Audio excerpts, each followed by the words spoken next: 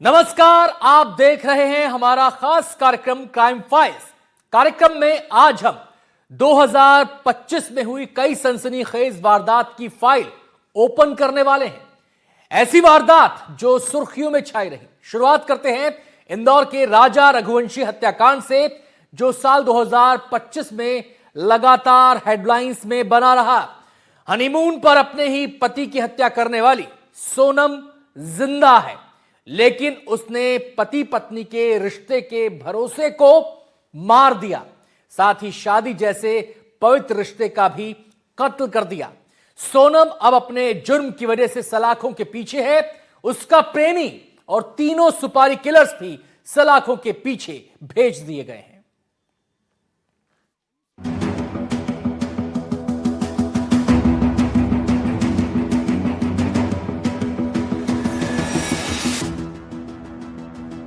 एक ऐसा चेहरा जिसने दुनिया को दहशत में डाल दिया, एक ऐसा किरदार जिसने रिश्तों से भरोसा उठा दिया, एक ऐसी खूनी साजिश जिसने हर किसी को झकझोर कर रख दिया। प्रेमी के लिए पति के कत्ल की इतनी खौफनाक साजिश शायद ही इससे पहले किसी पत्नी ने रची हो। यही वजह है इंदौर का राजा रघुवंशी हत्याकांड साल 2025 का सबसे बड़ा अपराध बना। शिलांग जेल में बंद सोनम अब जेल से बाहर आने की कोशिश में झटपटा रही है, लेकिन साल भर हनीमून पर पति की हत्या की आरोपी सोनम की खूनी साजिश के किस्से सुनने को मिलते रहे हैं। सोनम ने उस भरोसे को हिलाकर रख दिया है जिसकी बुनियाद पर भारत में परिवार का निर्माण होता है। सोनम के गुनाह अब बेपर्दा हो गए हैं। उसकी शातिराना चालें उसके गुनाहों पर पर्दा नहीं डाल सकी। वो सलाखों के पीछे है और राजा पर हुए बेइंतहा जुल्म की कहानी ने हर किसी को रुला दिया। आखिर 23 मई 2025 की उस तारीख को कैसे सोनम ने सुपारी किलर्स के साथ मिलकर हनीमून पर अपने ही पति राजा की हत्या की, जिसकी शुरुआत 23 मई के मनहूस दिन सुबह 5:30 बजे से होती है। 23 मई 2025 का वो दिन सुबह 5:30 बजे शिप्रा होम स्टे से राजा सोनम ने चेकआउट किया। तीनों सुपारी किलर्स भी थोड़ी दूर के होम स्टे में ठहरे हुए थे। सुपारी किलर्स भी अपने होम स्टे से निकले। 23 मई 2025 का वो दिन सुबह 6 बजे राजा सोनम ने नेक्रोएच से ऊपर आने के लिए चढ़ाई शुरू की। रास्ते में थकने का बहाना बताते हुए सोनम ने सुपारी किलर्स का इंतजार किया। जैसे ही सुपारी किलर्स पास पहुंचे तो सोनम ने बातचीत शुरू की। सुपारी किलर्स के साथ राजा की भी दोस्ती हो गई। 23 मई 2025 का दिन सुबह 7 बजे रास्ते में एक स्टॉल पर राजा और सोनम कॉफी पीने रुके। इस दौरान तीनों सुपारी किलर्स भी आसपास मौजूद थे। 23 मई 2025 का दिन सुबह 10 बजे राजा और सोनम 2000 से ज्यादा सीढ़ियां चढ़ चुके थे। स्थानीय गाइड अल्बर्ट ने उन्हें यहीं पर देखा। उसी ने पुलिस को 3 सुपारी किलर्स की मौजूदगी को लेकर जानकारी दी। अल्बर्ट ने बताया था कि तीनों हिंदी में बात कर रहे थे। सोनम पीछे चल रही थी। 23 मई 2025 का दिन दोपहर 12 बजे राजा सुपारी किलर्स के साथ अच्छी तरह घुल मिल गया था। सोनम पीछे चल रही थी। राजा सुपारी किलर्स के साथ आगे चल रहा था। 23 मई 2025 का दिन दोपहर 1:30 बजे राजा को मारने का प्लान एक्टिवेट किया गया। इससे पहले सोनम ने सास को फोन किया। सास को सोनम ने बताया कि वे लोग ऊपर पहुंच गए हैं और काफी थक चुके हैं। 23 मई 2025 का दिन दोपहर 2 बजे सोनम का इशारा मिलते ही विशाल ने डाव से हमला कर दिया। विशाल ने राजा के सिर के पिछले हिस्से पर ताबड़तोड़ 2 वार किए। राजा तुरंत जमीन पर गिर पड़ा। 23 मई 2025 का दिन दोपहर 2:30 बजे सोनम और तीनों सुपारी किलर्स ने राजा के शव को खाई में फेंक दिया। राजा अब हमारे बीच नहीं है। सोनम, उसका प्रेमी राज कुशवाहा और गुनाह में शामिल 3 सुपारी किलर्स सलाखों के पीछे हैं। मुमकिन है पुलिस की जांच के बाद सभी को सख्त सजा मिले, लेकिन जिस भरोसे का कत्ल सोनम ने किया उसकी टीस पूरे समाज को सालों तक परेशान करती रहेगी और सोनम का ये गुनाह अब हमेशा के लिए इतिहास के पन्नों में अमर रहेगा। जब जब भरोसे के कत्ल की बात आएगी, सोनम रघुवंशी का नाम सबसे पहले आएगा। Bureau report, NDTV. सोनम की तरह ही मेरठ की मुस्कान भी अपने खौफनाक गुनाह के लिए साल भर चर्चा में रही, जिसने अपने प्रेमी साहिल के लिए पति सौरभ राजपूत की हत्या कर दी और अपने गुनाह को छुपाने के लिए सीमेंट के घोल भरे नीले ड्रम में लाश को डाल दिया।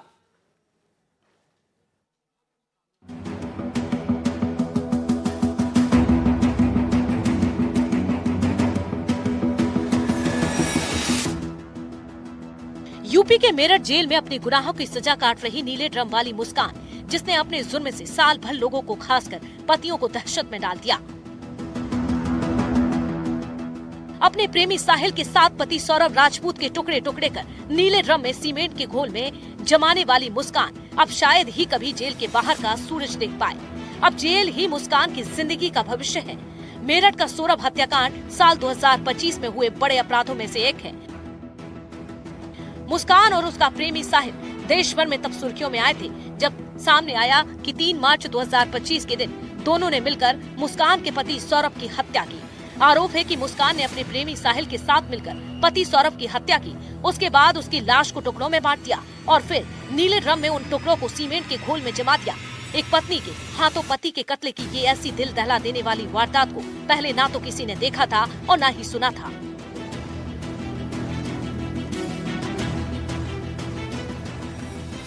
मुस्कान रस्तोगी ने प्रेमी के लिए अपने पति सौरभ को सिर्फ खौफनाक मौत नहीं दी, बल्कि इस हत्याकांड को अंजाम देने के बाद वो प्रेमी के साथ हिमाचल की हसीन वादियों में घूमने चली गई।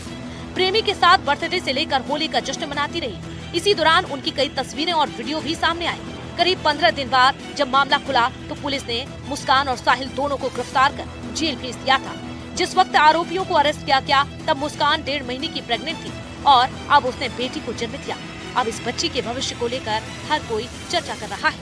Bureau report, NDTV. Madhya Pradesh के ग्वालियर में पीडब्ल्यूडी ठेकेदार नरेंद्र सिंह चौहान का पूरे परिवार के साथ सुसाइड मामले में आरोपी साला गिरफ्तार हुआ है। उनकी पत्नी ने हथेली पर सुसाइड नोट लिखकर अपने ही भाई को पूरे परिवार की मौत का जिम्मेदार बताया था। हालांकि जेल में आरोपी की भी मौत हो गई।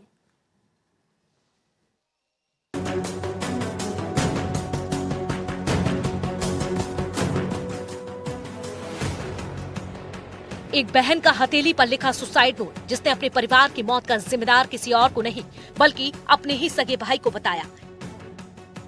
दुनिया की ये ऐसी बदनसीब बहन है जिसने कभी सोचा भी नहीं होगा कि वो हर साल रक्षाबंधन पर जिस भाई की कलाई पर राखी बांधती है, वही भाई उसे एक ऐसी मौत का गिफ्ट देगा जिससे उसका हंसता खेलता परिवार मौत के आगोश में जाने को मजबूर हो जाएगा।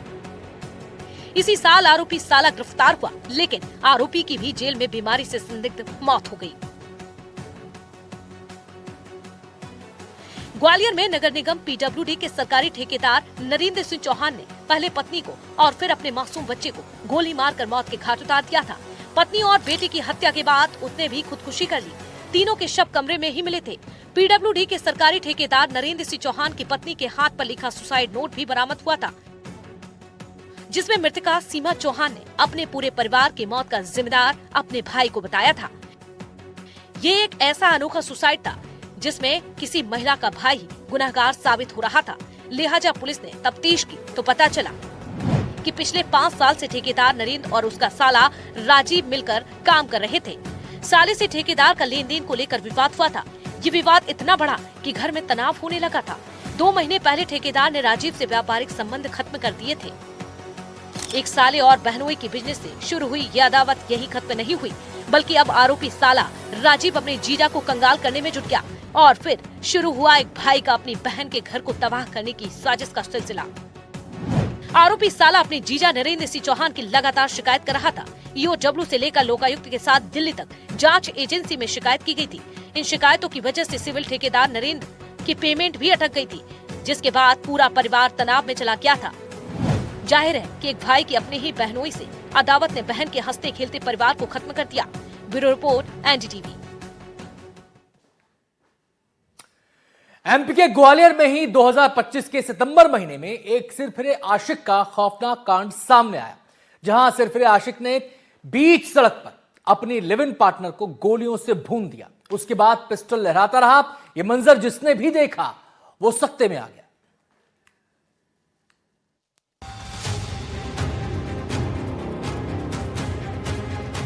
वो दिन था 12 सितंबर 2025। ग्वालियर के कैप्टन रूप सिंह स्टेडियम के बाहर बीच सड़क पर एक सनकी शख्स अपने हाथ में 315 बोर का तमंचा लहराता है और एक युवती पर ताबड़तोड़ फायरिंग शुरू कर देता है।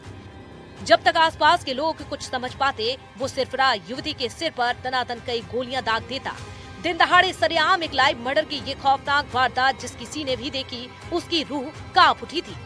सिरफिरे आशिक अरविंद परिहार ने अपनी he live in partner Nandini की सरेआम हत्या कर दी। दरअसल नंदिनी दतिया के ग्राम कैरोनाधार की रहने वाली थी। नंदिनी की पहली शादी गोटेराम केवट से हुई थी। अरविंद भी पहले से शादीशुदा है। अरविंद 2 बच्चों का पिता है। उसके दोनों बच्चे दादा दादी के साथ रहते हैं। मृतक नंदिनी का भी 9 साल का एक बच्चा है। साल 2022 में नंदिनी की अरविंद परिहार से जान पहचान हुई थी। दोनों की ये जान पहचान जल्द ही मोहब्बत में बदल गई। दोनों ही अपने परिवार से अलग होकर लिव इन में रहने लगे। लिव इन में रहने के दौरान अरविंद और नंदिनी के बीच लगातार विवाद हुए। नंदिनी ने अरविंद के खिलाफ पुलिस में 4 शिकायतें दर्ज करवाई थी। हालांकि सभी केसों में बाद में नंदिनी ने अरविंद को दोष मुक्त करवा दिया था। विवाद के बाद नंदिनी अरविंद से अलग रहने लगी थी। उसने अरविंद से दूरी भी बना ली थी। 9 सितंबर को नंदिनी ने अरविंद के खिलाफ एसपी कार्यालय पहुंचकर शिकायत दर्ज करवाई थी। नंदिनी ने आरोप लगाया था कि अरविंद ने धोखे से उससे शादी की। अरविंद पहले से शादीशुदा है और उसके बच्चे भी हैं। अरविंद लगातार उसे और उसके परिवार को परेशान कर रहा है। अरविंद की दोस्त पूजा नंदिनी की फर्जी अश्लील तस्वीरें वायरल करती थी। वापस नहीं आने पर नंदिनी को जान से मारने की धमकी दी थी। करीब 10 महीने पहले अरविंद ने नंदिनी को कार से कुचलने की कोशिश भी की थी। नंदिनी ने पुलिस से सुरक्षा और कार्रवाई की मांग की थी। अरविंद को गिरफ्तार कर जेल भेजा गया था। इन तमाम खुलासों के बाद एक बात तो शीशे की तरह साफ है कि ठेकेदारी का काम करने वाला अरविंद एक दिलजला आशिक था, जो अपनी प्रेमिका नंदिनी के दूर जाने पर उसकी जान का दुश्मन बन गया था। Bureau report NDTV. साल 2025 में छत्तीसगढ़ में अंधविश्वास को अपना हथियार बनाकर तांत्रिकों ने कई खूनी साजिश को अंजाम दिया। इसी साल जुलाई में बलरामपुर में एक बच्चे की बलि की दिल दहला देने वाली घटना सामने आई, तो कुछ दिन पहले कोरबा में तंत्र मंत्र के कथित खेल में 3 लोगों की जान चली गई। तांत्रिक पर हत्या का आरोप लगा। रुपयों की बारिश के लालच में 3 लोग एक तांत्रिक का शिकार बन गए।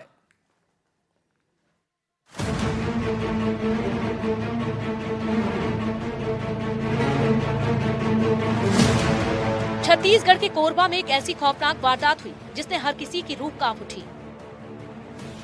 साल 2025 के खत्म होने से चंद दिनों पहले छत्तीसगढ़ के कोरबा में तंत्र मंत्र के कथित खेल में 3 लोगों की हत्या कर दी गई। ये ट्रिपल मर्डर जंगल में आग की तरह फैल गया। हर किसी की जुबान पर तांत्रिक अनुष्ठान और 3 डेड बॉडी की चर्चा हुई। वारदात कुदरी गांव के फार्म हाउस में हुई, जहां कथित तौर पर तंत्र मंत्र क्रिया के दौरान 3 लोगों की जान चली गई। स्क्रैप कारोबारी अशरफ के अलावा तुलसी नगर के सुरेश साहू और बलौदा के नीतीश रात्रे के शव बरामद किए गए। मामले में बिलासपुर से एक 24 साल के तांत्रिक आशीष दास का नाम सामने आया। आरोप है कि तंत्र क्रिया के दौरान तांत्रिक ने अपने साथियों के साथ मिलकर तीनों की हत्या कर दी। जांच शुरू हुई तो पुलिस ने आरोपी तांत्रिक समेत 6 आरोपियों को गिरफ्तार कर सलाखों के पीछे भेज दिया। जांच में पता चला कि तांत्रिक ने 5 लाख रुपए की 2.5 करोड़ में बदलने का झांसा दिया था। तंत्र अनुष्ठान रात में होना था। जिन लोगों की जान गई वे अपने साथ कैश को लेकर फार्म हाउस पहुंचे थे। तांत्रिक एक कमरे में तंत्र क्रिया कर रहा था। उसी दौरान 3 लोग बेहोश हो गए और तांत्रिक ने दावा किया कि मंत्र की वजह से ऐसा हुआ, जबकि तीनों की मौत हो चुकी थी। इस पूरी घटना के बाद हड़कंप मच गया। अंधविश्वास और लालच की वजह से 3 लोगों की जान चली गई। तांत्रिक के चक्कर में आकर सब कुछ पल भर में ही खत्म कर दिया गया। फार्म हाउस में हुई इस डरावनी घटना के बारे में जिसने भी सुना वो सहम गया। जांच में पता चला कि 24 साल के तांत्रिक ने झरण क्रिया से रुपयों की बरसात होने का दावा किया था, इसीलिए लोग उनके झांसे में आ गए, अनुष्ठान का हिस्सा बनने के लिए राजी हुए। तांत्रिक ने पुलिस के सामने सच्चाई उगली और बताया कि कैसे 3 लोगों की जान गई। तांत्रिक के मुताबिक झरण क्रिया एक एक कर लोगों को अंदर बुलाया गया। बारी बारी से तीनों को जमीन पर बिठाया गया। उनके गले में नारियल रखा और रस्सी लपेट दी गई। रस्सी का एक सिरा दीवार से बंधा हुआ था और दूसरा सिरा कमरे के बाहर से था, जहां कुछ लोग खड़े थे जो रस्सी को खींच रहे थे। इसी तंत्र क्रिया के दौरान गले में रस्सी फंसने से तीनों लोगों की सांसें थम गई। इससे पहले इसी साल जुलाई के महीने में अंधविश्वास और अपनी तंत्र मंत्र की क्रिया करने के लिए एक तांत्रिक ने 3 साल के मासूम की नरबली दे दी। आरोपी तांत्रिक के बेटे की तबीयत खराब रहती थी। किसी बच्चे की नरबली देकर वो अपने देवता को खुश करना चाहता था ताकि उसका बीमार बेटा ठीक हो जाए। 3 साल के मासूम का कटा हुआ सिर बरामद होने के बाद पुलिस ने आरोपी तांत्रिक को गिरफ्तार कर सलाखों के पीछे कर दिया था। Bureau report NDTV. साल 2025 में मोहब्बत, धोखे और मर्डर की कई खौफनाक घटनाएं सामने आई, लेकिन दिसंबर महीने में जुर्म की एक खूनी वारदात के खुलासे ने हर किसी को सन्न कर दिया। एक जली हुई लाश का जब असली सच सामने आया तो हर कोई दहशत में आ गया।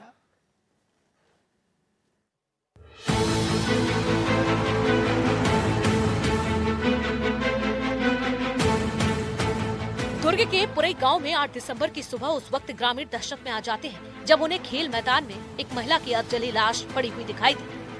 ग्रामीण तुरंत ही इसकी जानकारी पुलिस को देते हैं। महिला की लाश पूरी तरह से जली हुई थी।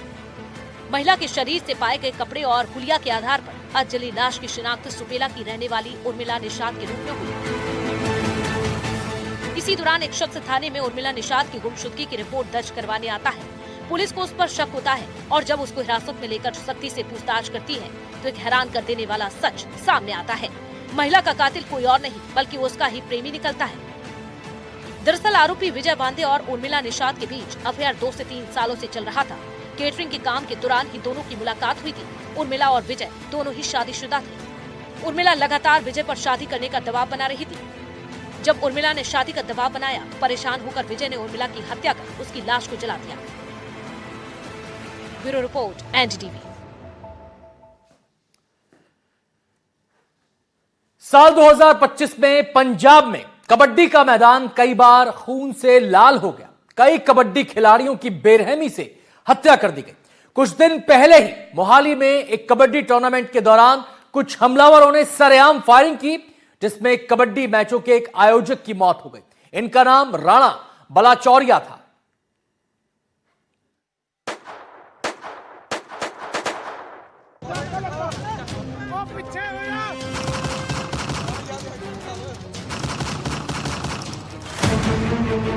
साल 2025 में पंजाब के कबड्डी का मैदान गलियों से रक्त रंजित हो गया है। यहाँ कुछ सालों में 10 कबड्डी खिलाड़ियों का कत्ल कर दिया गया। 15 दिसंबर की शाम पंजाब के मोहाली का सोना इलाके में कबड्डी मैदान खून से लाल हो गया। 2 हत्यारे फैंस बनकर आए और सेल्फी के बहाने टूर्नामेंट के आयोजक कंवर दिग्विजय सिंह उर्फ राणा बलाचौरिया और एक कबड्डी प्लेयर को गोली मार दी गई। उनके सिर में गोलियां मारी गई ताकि उनके बचने की कोई भी गुंजाइश न रहे। हमलावर अपने मकसद में कामयाब रहे। इस हमले में टूर्नामेंट के आयोजक राणा बलाचौरिया की मौत हो गई, जबकि कबड्डी खिलाड़ी जख्मी हो गया। ये कोई पहला मौका नहीं है जब पंजाब में कबड्डी प्लेयर को निशाना बनाया गया हो। पंजाब में कबड्डी खिलाड़ियों की कुछ चर्चित हत्याएं। साल 2020 मई के कपूरथला में अरविंदरजीत सिंह पड्डा की हत्या। इसके बाद 2020 अगस्त में बटाला में गुरमेज सिंह की हत्या का मामला। इसके ठीक बाद अप्रैल 2022 में पटियाला में धर्मेंद्र सिंह की हत्या। सितंबर 2023 में कपूरथला में हरदीप सिंह की तलवार से हत्या। नवंबर 2024 की बात की जाए तो तरन तारण से सुखविंदर सिंह उर्फ नौनी की हत्या। मई 2025 में लुधियाना में जगविंदर की हत्या। जून 2025 में पंचकूला में सोनू नोल्टा की हत्या। अक्टूबर 2025 में लुधियाना में देशपाल का कत्ल। नवंबर 2025 में लुधियाना में गुरविंदर सिंह की हत्या। इस तरह ये साल 2025 में 5 कबड्डी खिलाड़ियों की हत्या कर दी गई। सवाल ये है कि पंजाब में कब तक कबड्डी के मैदान में खिलाड़ी गोलियों का शिकार होते रहेंगे। Bureau report, NDTV. साल 2025 जुर्म की दुनिया को लेकर काफी चर्चा में रहा। लॉरेंस बिश्नोई गैंग और गोल्डी बराड़ के बीच अदावत से लेकर अनमोल बिश्नोई के जेल जाने तक बड़ी घटनाएं हुई। साल भर लॉरेंस बिश्नोई और उसके गैंगस्टर की आपराधिक घटनाएं सामने आई। कई गैंगवॉर सामने आए तो पुलिस को भी कई बड़ी सफलताएं मिली।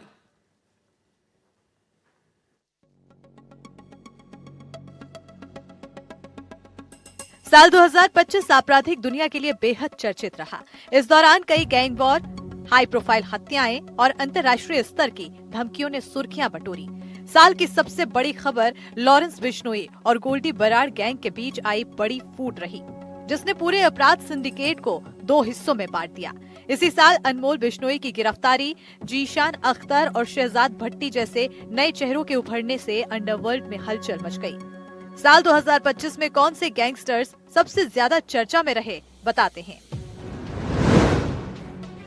लॉरेंस बिश्नोई 2025 में भी लगातार सुर्खियों में बना रहा।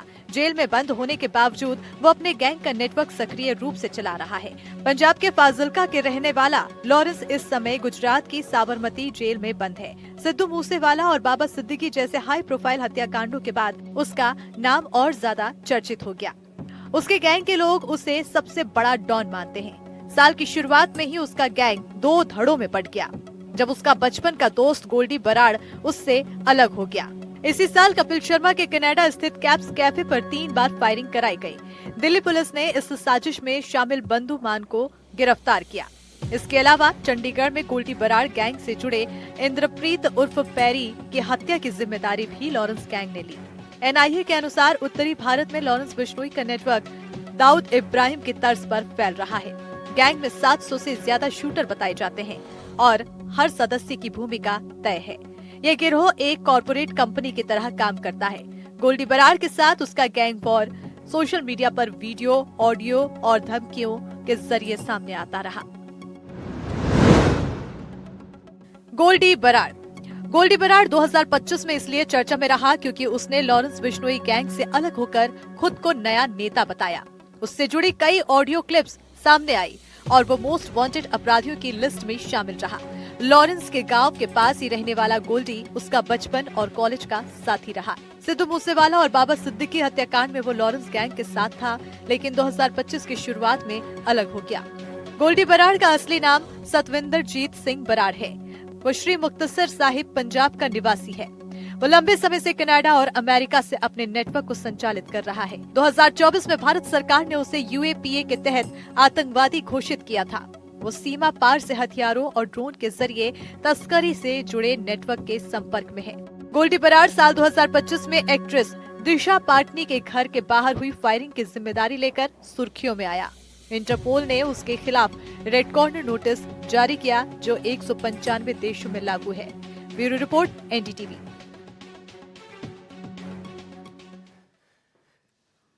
साल 2025 में रोहित गोदारा और लॉरेंस बिश्नोई का भाई अनमोल बिश्नोई भी सुर्खियों में रहे। रोहित और लॉरेंस में अदावत हो गई और यह अदावत साल भर सुर्खियों में रही। वहीं लॉरेंस के भाई अनमोल भी हेडलाइन का हिस्सा रहा। 2025 में भारतीय एजेंसियां उसे अमेरिका से भारत ले आए। रोहित गोदारा साल 2025 का गैंगस्टर रोहित गोदारा भी चर्चा में रहा। इस साल वो लॉरेंस और गोल्डी के बीच टकराव का बड़ा चेहरा बन गया। उसने गोल्डी बराड़ के साथ अलग गैंग नेटवर्क खड़ा किया और सोशल मीडिया के जरिए लॉरेंस बिश्नोई पर गंभीर आरोप लगाए। अमेरिका के कैलिफोर्निया में हुई गोलीबारी और दुबई में लॉरेंस गैंग से जुड़े व्यक्ति की हत्या की जिम्मेदारी भी उसके गैंग ने ली। 2025 में रोहित गोदारा का नाम अंतर्राष्ट्रीय गैंग वॉर से जुड़कर सामने आया। रोहित गोदारा उर्फ रावत राम राजस्थान के बीकानेर का रहने वाला है। उसके खिलाफ हत्या, लूट और फिरौती सहित 40 से ज्यादा मामले दर्ज हैं। वो पहले लॉरेंस बिश्नोई गैंग का अहम सदस्य और गोल्डी बराड़ का करीबी था। सिद्धू मूसेवाला और सुखदेव गोगा मेडी की हत्या जैसे मामलों में उसका नाम सामने आया। अनमोल बिश्नोई लॉरेंस बिश्नोई का छोटा भाई अनमोल बिश्नोई 2025 का सबसे चर्चित नाम रहा। अमेरिका से गैंग ऑपरेट करने के बाद एजेंसियों ने उसे भारत लाया। सलमान खान के घर फायरिंग, सिद्धू मूसेवाला और बाबा सिद्दीकी हत्याकांड में उसका नाम सामने आया। एनआईए ने उसे मोस्ट वांटेड घोषित कर 10 लाख का इनाम रखा था। अनमोल और लॉरेंस मिलकर पूरे नेटवर्क को एक संगठित कॉर्पोरेट मॉडल की तरह चला रहे थे, जिसके गुर्गे देश के कई राज्यों और जेलों तक फैले हुए थे। Bureau report, NDTV.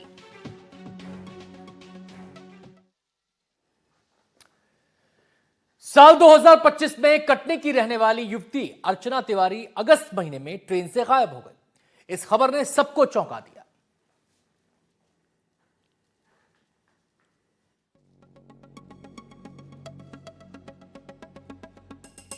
अर्चना तिवारी अगस्त 2025 में नर्मदा एक्सप्रेस से गायब हो गई थी।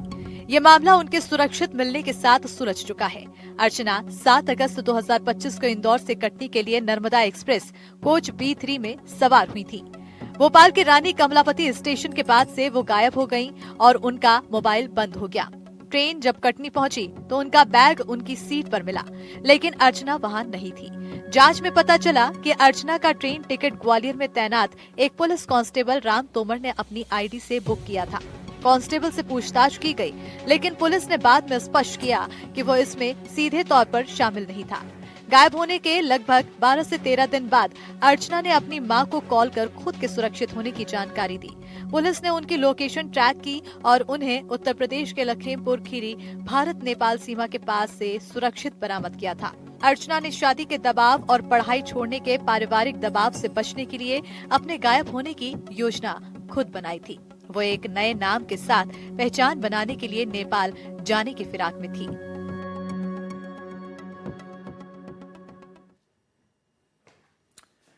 अभी वक्त हो गया एक छोटे से ब्रेक का, जल्द लौटते हैं।